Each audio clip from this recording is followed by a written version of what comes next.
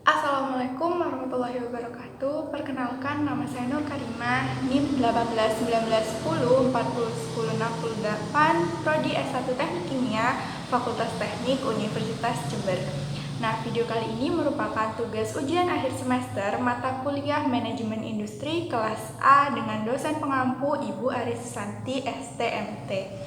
Nah, pada video kali ini saya akan membahas sebuah studi kasus, yaitu terdapat sebuah perusahaan di Surabaya yang bergerak di Customer Goods, di mana perusahaan tersebut akan menerapkan manajemen terpadu dan mendapatkan sertifikasi dari 3 jenis manajemen, yaitu manajemen sistem manajemen mutu, sistem manajemen lingkungan, dan juga sistem manajemen keselamatan kerja. Nah, untuk mengimplementasikan hal tersebut, maka manajer pusat melakukan studi literatur tentang hal-hal yang telah terjadi pada periode yang lalu. Nah, ditemukan beberapa hasil. Yang pertama yaitu banyak penurunan mutu produk sehingga mempengaruhi penjualan dari produk.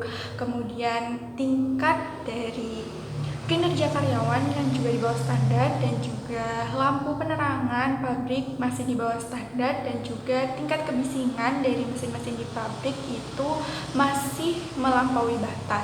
Dan juga banyak kuesioner dari pekerja yang mengatakan bahwa pekerja sering merasakan pegal-pegal dan juga nyeri akibat bekerja. Dari studi kasus tersebut terdapat 4 pertanyaan yang akan saya jawab. Yang pertama yaitu apa yang harus dilakukan manajemen pusat untuk memperbaiki temuan-temuan yang telah ditemukan.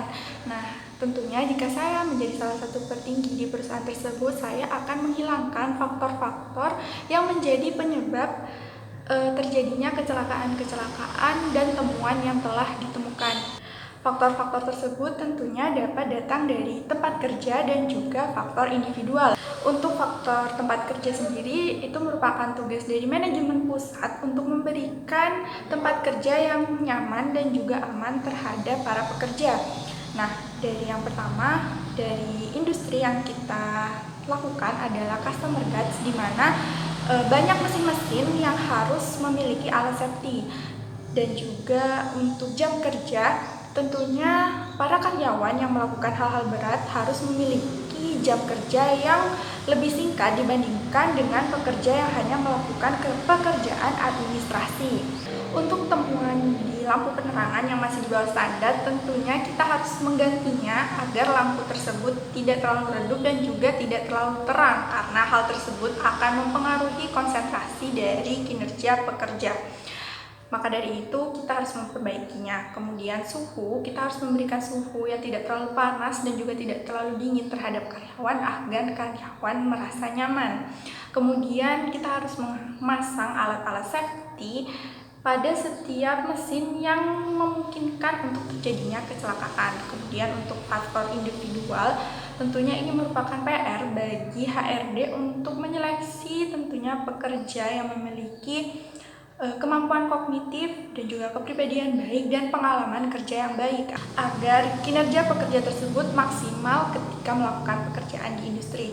Kemudian pertanyaan yang kedua, jika saya merupakan direktur utama dari pabrik tersebut, apa yang harus saya lakukan untuk mengubah kondisi terkait temuan-temuan yang telah ditemukan? Nah, tentunya apabila saya menjadi pemimpin baru di perusahaan tersebut, saya akan memberikan aturan-aturan baru dan juga standar-standar baru bagi perusahaan tersebut, di mana yang telah tertuai di teori pembentukan budaya organisasi bahwa pemimpin berhak untuk memberikan aturan baru dan standar baru ataupun kebudayaan baru di suatu perusahaan tersebut. Nah, tentunya aturan-aturan ini haruslah memberikan peningkatan kualitas terhadap kinerja dari perusahaan tersebut. Kemudian untuk pertanyaan yang ketiga yaitu buatlah program K3 yang menerapkan K3 ergonomis untuk meningkatkan kualitas K3 perusahaan tersebut agar jaminan atas kesejahteraan psikologis serta kesehatan dari karyawan siap untuk sertifikasi sistem manajemen pusat. Nah, sistem manajemen K3 merupakan sistem keseluruhan dari sebuah organisasi yang meliputi perencanaan, tanggung jawab, pelaksanaan, pencapaian, hingga pengkajian dan juga pemeliharaan dari resiko-resiko yang akan terjadi di perusahaan tersebut. Nah, untuk tahap-tahapan K3 yang akan saya terapkan di perusahaan ini. Yang pertama yaitu pemenuhan dari tempat kerja. Tentunya karena kita bergerak di bidang customer goods, banyak sekali mesin produksi dan alat-alat berat yang harus kita penuhi di perusahaan tersebut. Tak lupa kita harus memberikan safety agar memberikan keselamatan terhadap pekerja. Yang kedua yaitu menangani kecelakaan kerja, karena menurut pelaporan yang terjadi banyak cedera-cedera otot karena interaksi dari pekerja dan juga mesin. Kemudian kita mengkaji K3 menurut kecelakaan dari masing-masing faktor. Yang pertama adalah cedera akibat interaksi dari pekerja dan juga mesin. Nah, tentunya kita harus memberikan training dan juga SOP di mesin agar pekerja dapat mengoperasikan sebuah mesin tersebut dengan baik dan aman. Kemudian untuk cedera otot akibat mengangkat barang-barang berat, tentunya kita harus memberikan training terhadap pekerja bagaimana caranya untuk mengangkat barang-barang berat dengan baik dan benar sehingga tidak terjadi cedera otot.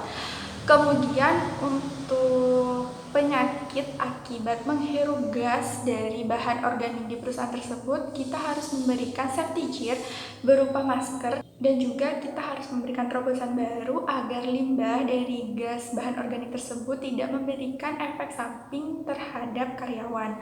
Nah, kemudian untuk tempat kerja yang bising, kita dapat memberikan airmap terhadap pekerja dan juga kita harus mengganti ruangan tersebut. Bagaimana caranya ruangan tersebut kedap suara. Kemudian yang terakhir, apabila sudah terwujud tempat kerja yang aman dan nyaman, tentunya perusahaan tersebut akan siap melakukan sertifikasi K3 Sistem Manajemen Keselamatan Kerja dan Kesehatan Karyawan. Yang terakhir yaitu buatlah dan jelaskan program marketing apa yang harus saya lakukan untuk meningkatkan penjualan produk dari perusahaan tersebut. Nah, mungkin di sini saya akan menerapkan STP yaitu Segmenting, Targeting, and Positioning. Nah, teori tersebut merupakan teori dari manajemen pemasaran. Yang pertama yaitu segmenting.